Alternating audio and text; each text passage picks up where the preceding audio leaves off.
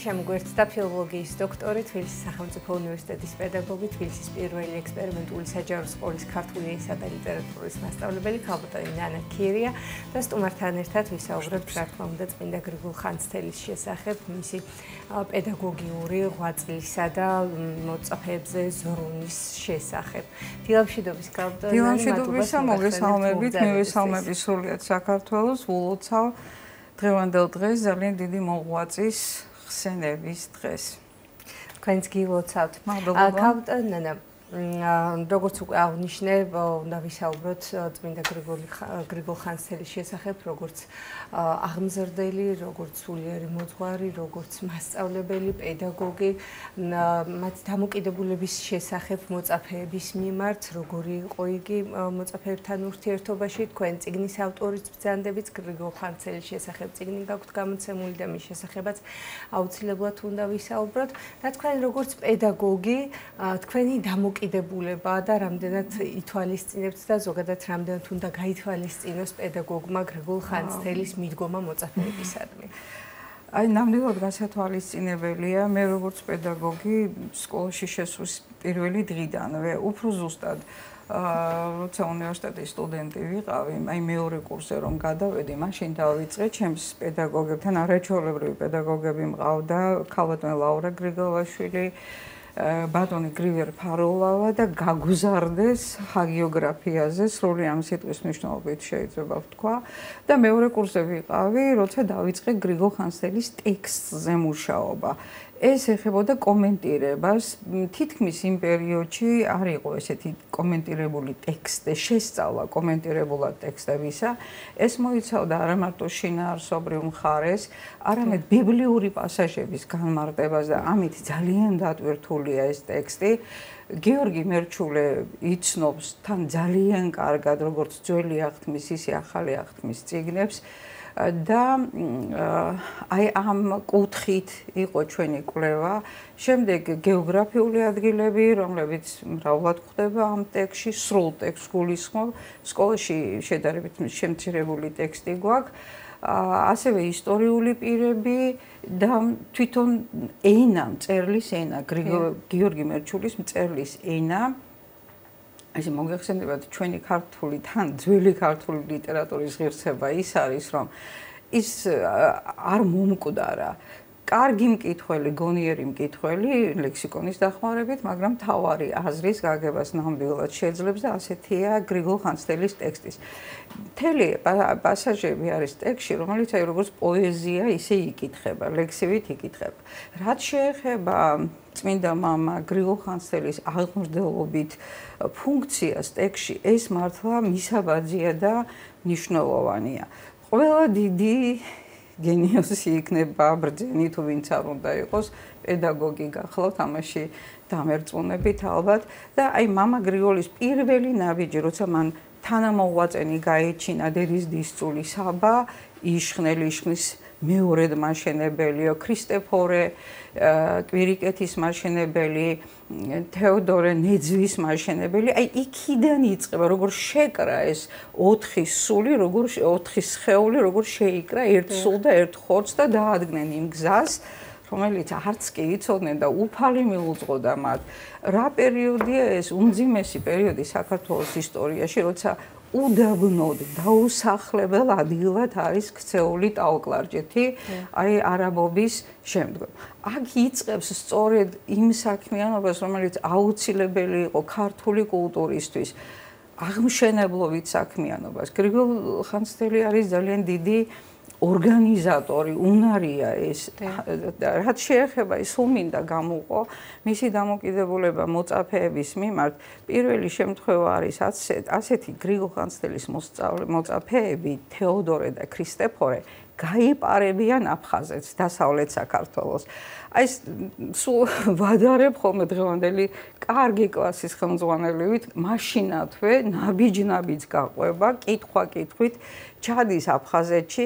ეს გახლავთ დღევანდელი აი იმერეთი უბისა, სადაც ტაძარია და ესეც ძალიან მნიშვნელოვანია გასაყარზე, დასავლეთისა და აღმოსავლეთ საქართველოს გასაყარზე აიგება ეს ტაძარი, რომელიც აი სახელწოდება თვითონ მისი უბეი აქედან მოდის, აი შეყუჟულია ის რიკოთის მთებში, უბეში და იქ განივრად მიედინება მდინარე. სხვათა შორის ამ ადგილზე უარს იტყვის თავიდანვე მამა გრიგოლი, იმიტომ რომ ბერის განძიო, მარხვა არსო და მეფისთხოვნა იქ აიგოს ტაძარი და აქ კი ისეთი ადგილია ჰაერითა და წყლითაც განძღების კაცი, ანუ ფუფუნებაა ბერისთვის, სასულიერო პირისთვის, იმიტომ ჩვენი ტაძრები მოგეხსენებათ ყოველთვის იგებოდა გორაგზე მაინც მაღალ მთაზე და ეს იყო სიმბოლური უფლის მთა, აი იქ სრულიად გაშლილ ადგილას არის ეს ტაძარი განსაკუთრებული, დღესაც კიდია იქ ის ხის კარი, რომელიც მაშინ მე-19 საუკუნეში დაკიდეს და განსაკუთრებულად გამოირჩევა უბისის მხატვრობა. ეს არის სასწაული დამიანეს მოახატვინეს ეს ტაძარი. აქ მინდა ის აღნიშნო, რომ ჩავიდა მიაკვლია, თავიდანვე მალავს მეფე და ბოლოს იძულებულია გრიგოლის სიტყვაზე, რომ გამოიყვანოს და ჩაუვარდებიან მუხლებში. ესეთი თვითონ ისინი ხო თხოვენ შენდობას, წამოაყენებს მათ მამა გრიგოლი და არაერთხელ გვაქვს ასეთი შემთხვევა. ანუ არ აკნინებს მას მუხლის მოდრეკით, დაჩოქვით. მაგალითია ეს ხან გვესმის სამწუხაროდ ესეთი ფრაზები, რომ მას დავაჩოქებ ჩემს წინაშე. არ აკეთებს ასეთ რამეს. აი მეორე შემთხვევა ისევ თეოდორესა და აქ კიდევ ძალიან მნიშვნელოვანია ამ უბისის ტაძართან მიმართებით ილარიონი დააყენა წინამძღვრად ეს იერუსალიმიდან ჩამოსული და ეს ძალიან მნიშვნელოვანია, ანუ იმ პერიოდში ურთიერთობა უცხოეთის ქვეყნებთან და როგორ შექმნა მან აი უბისის ბიბლიოთეკა, როგორ თავიდანვე წიგნები თვითონაც ჰქონდა წაღებული, მამა გრიგოლი ილარიონსაც ჰქონია და ასე შეიქმნა. ყველამ კარგად ვიცით მისი გასწავლების შესაძლებელი და მეორე აი ერთი ასეთი რამეა საგულისხმო კიდევ გაიპარებიან თეოდორე და ქრისტეფორე, მაგრამ უკვე აღარ აბრუნებს. ანუ როგორც ჩანს იმ პირველ შემთხვევაში ჯერ კიდევ არ თვლიდა, არ მიიჩნევდა, რომ ესენი იყვნენ შეძლებდნენ დამოუკიდებლად ტაძრების მშენებლობას, მაგრამ მეორედ უკვე ეუბნება, კარგიაო, მაგრამ მეც თანამონაწილე გამხადეთ თქვენი ღვაწლისაო. თანამშრომლობას თავაზობს. ანუ არ უნდა მას გაწყდეს ის ჯაჭვი, რომელიც დაიწყო იქ ადრე, როცა გაიჩინა ესენი თანამოღვაწეება და ასე გრძელდება მთელი მათი ურთიერთობები და ბევრგან ტექსტში ესმევა ხაზი სწორედ მის დამოკიდებულებას მოწაფეების მიმართ და ეს არის ძალიან საგულისხმო ამ კუთხით და სანიმუშო ამავე დროს. თქვენ როგორც ახსენეთ და ყველსაც კარგად ცნობილია, სწორედ ეს ის პერიოდია საქართველოსი, როდესაც მრავალგზის შემოსევებს უძლებს საქართველოს და ფაქტობრივად გაცალკერებული არის, ასე ვთქვათ, ხო, ანუ როგორც ეკონომიკური თვალსაზრისით, ასევე სასულიერო კუთხითაც და წმინდა გრიგოლ ხანძთელმა მოახერხა ის, რომ თავისი ცოდნით, თავისი მოღვაწეობით და ღვაწლით ფეხზე წამოეყენებინა ქვეყანა. კი, მწერლმჭითაც რა თქმა უნდა, ფეხზე წამოეყენებინა ქვეყანა და როგორც სასულიერო კუთხით, ასევე ეკონომიკური თვალსაზრისით გაემართა წელში და სამონასტრო კომპლექსები, რომელიც მან დააარსა, მონასტერი არაერთი, ეს ყველაფერი ხელს უწყობდა, რა თქმა უნდა, იმ სულიერი საზრდო მიცემას შემდგომ უკვე ერისთვის და როგორც ვიცით ის არც ხელმწიფეებს არ ხელისუფალსაც არ ერიდებოდა რომ საეროპირებები შეეტანა მათ ყოფაქცევაში ურთიერთობა. აი ხანდახან ხო ვცდილობთ რომ ადამიანებს ასეთ მოღვაწეებს დადებითად ვახასიათებ და რა თქმა უნდა დადებითად ვახასიათებ. ჯავახეთის კრება ძალიან მნიშვნელოვანი საერო და სასულიერო პირების ურთიერთობის კუთხით. აი იქ არსენი დაინიშნა თუ მოკლედ მამამისმა მოისყიდა ეპისკოპოსების ნაწილი და არსენი აირჩიეს კათალიკოსად. შფოთავს ეფრემი. ესენი თანშეზრდილები იყვნენ. ერთდროულად დაიმოწაფა მამა გრიგოლმა არსენი და ეფრემი, როცა დასავლეთის აფხაზეთისკენ მიდიოდა ქრისტეფორემ და თეოდორემ არსენი დაიმოწაფეს, მამამისის თხოვნით და ეფრემი დაიმოწაფა მამა გრიგოლმა. და როგორც ჩანს, ეფრემი უფრო იმსახურებდა ამ ეპისკოპოსობას და შფოთვა ანჯმოვნენო ეპისკოპოსნიო არსენის კათალიკოსობის გამო და ვერ გადაეწყვიტა თუ და ამ დროს ერუშნელი ეპისკოპოსი იტყვის ოდეს მოვიდეს ვარსკვლავი უდაბნოთაი მაშინ განემართოსო საქმე ესე ყოველი წმინდა გრიგოლი ხომ ასე ხასიათდება ზეცისა კაცი ქვეყანის ანგელოზი უდაბნოთა ქალაქმყოფელი და ემატება კიდევ ეს უდაბნოს ვარსკვლავი და იქ მიუხედავად ეფრემის წინააღმდეგობისა რომ ეტყვის თუ შენ ამას იქ ეფრემ წინააღმდეგობას უწევს არა ვარო მე მისი ცხოვარი და არც ის ჩემი მწყემსიო შენ თუ ამას იქ ეფრემ მაშინ მე უარმყაო და გამკვეთელ უფრო ის מחვილის არის მამა გრიგოლის სიტყვა და წინააღმდეგობას ვერ უწევს და იქვე კიდევ დესაც ეტყვიან რომ აი ბრძანენ თავარი სათქმელი იქ სადაც მამა გრიგოლია იმ მოწაფე თავმდაბლობას იჩენს მე ხმას ვერ ამოვიღებ ასევე მეფის პირად ცხოვრებაში მე ხშირად მეწოდება ხოლმე ჩვენი მეფეები, იმიტომ მათ აი პოლიტიკური ინტრიგების, გარიგებების გამო არ ქონიათ იმის ფუფუნება, რომ აი სიყვარულით შეექმნათ ხშირად ოჯახები. იყო ეს რეალობა, რეალობა ჩვენი და ალბათ აშოტიც, მაგრამ აი ისე რომანია ამ კუთხითაც აი ძალიან თანამედროვე როგორ გადმოსცემს ამ აშოტის ვნებებს ან ის ქალი როგორ ამბობს გარდარეული სიყვარული აქვსო ჩემ და მიმართ ყურაპალაცო და მეფის ამ გადარეულ სიყვარულზე უარს ვერ ამბობს ეს ქალი მაგრამ აი მამა გრიგოლი მას დაუსაბუთებს რომ საფრთხეს უქმნის საკუთარ სულსაც და მეფის ავტორიტეტსაც და როგორც ჩანს ამ ქალს მართლა გუწრფელად უყვარდა ეს აშოტი არ ეწინააღმდეგება შენს ხელთ ვარ და იზრუნე ჩემი სულისთვისო ანუ აქაც ასევე მე ადარნერსეს აშოტის ძეს როცა მსგავსი ვნება შეამთხვია უფალმა იქაც მამა გრიგოლის სიტყვა არის ძალიან ძალიან დიდი ავტორიტეტი ჰქონდა ზოგადად ავტორიტეტი ჰქონდა ავტორიტეტის მოპოვება ადვილი არ არის ეს უნდა დაიმსახურო უნდა გენდო და მით უფრო შენარჩუნება არ არის მარტივად და აი დღემდე მოდის ეს და ჩვენ მაგალითად ყავს და არა მარტო ეკლესიას, არამედ ერისთვის ჩემთან სკოლაში, როცა ემთხვევა გაკვეთილები სასწავლო პროცესი ამ გრიგოლ ხანძთელის ხსენების დროს ყოველთვის ვუძღვნით მას გაკვეთილს და უფრო დიდ მასალას რას მივაწვდით ისეთ რესურს გნებავთ მხატვრული თვალსაზრისით და გნებავთ მისი მოღვაწეობით. გრიგოლ ხანძთელის ლოცვა კურთხევით აი უდევნოდ ქცეულ ადგილებში 5 ეკლესია მონასტერი აიგო.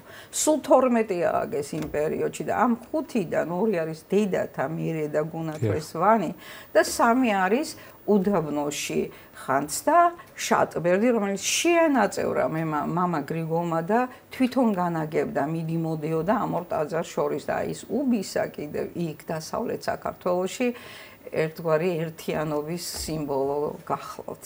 და დღესაც ამაყად დღეს დღეს სხვათაშორის ბევრმა არ იცი შეიძლება, თითქმის ყველა არ მეგობრება ადამიანი, ვისაც არ გაუვლია უბისაში, სადაც არის ქვევი და ეს არის დღესდღეობით ერთადერთი ტაძარი და მონასტერი, რომელიც გრიგოლ ხანძთელის ეპოქაში მის კურთხევით დაარსებულია.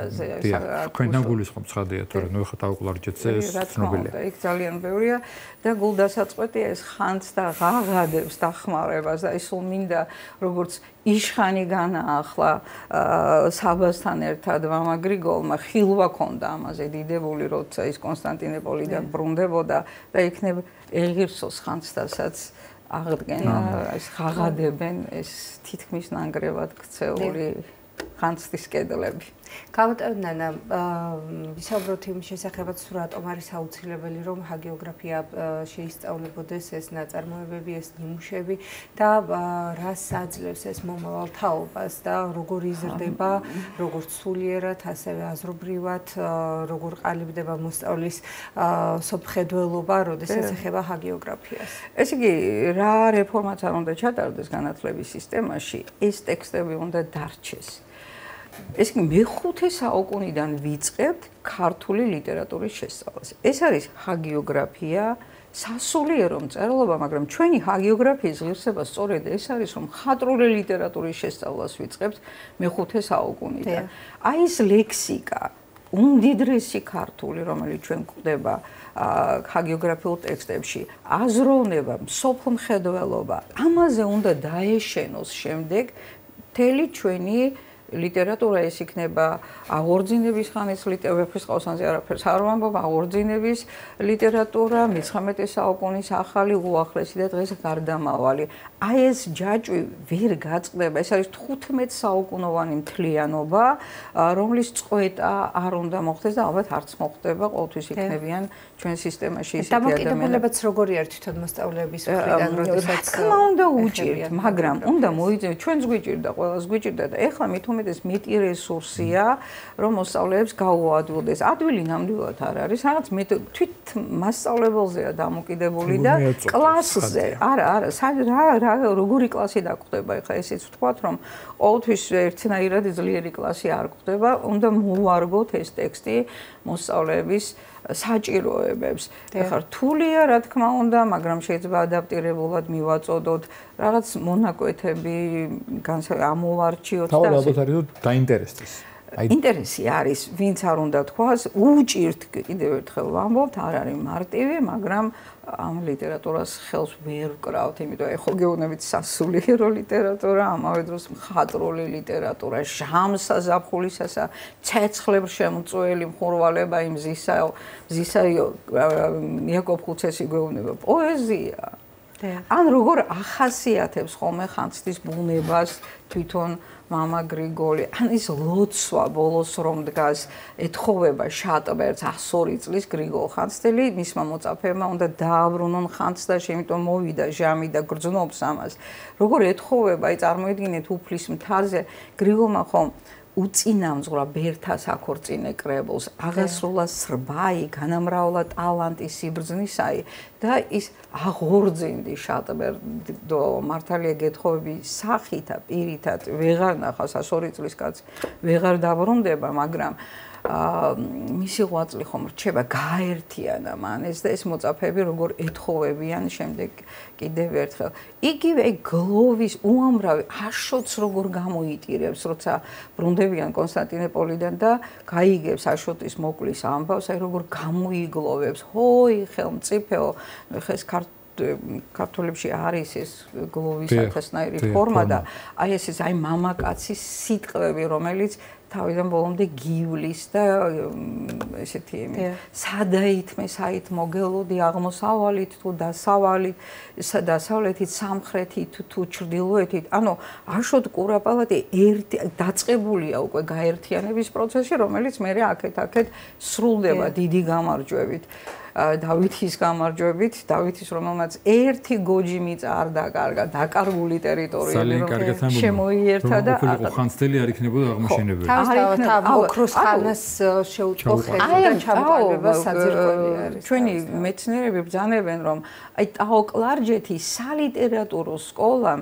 ის მისია შეასრულა, რაც ათონის მთაზე მოღვაწე ქართველმა ბერებმა თავის დროზე შეასრულეს. ეს წინოს ეს ქალბატონო, თქვენ წიგნის შესახებაც რომ ვისაუბროთ, რა გამოყავით უფრო მეტად აქცენტი და ყურადღება მოკრძალებული ნაშრომი.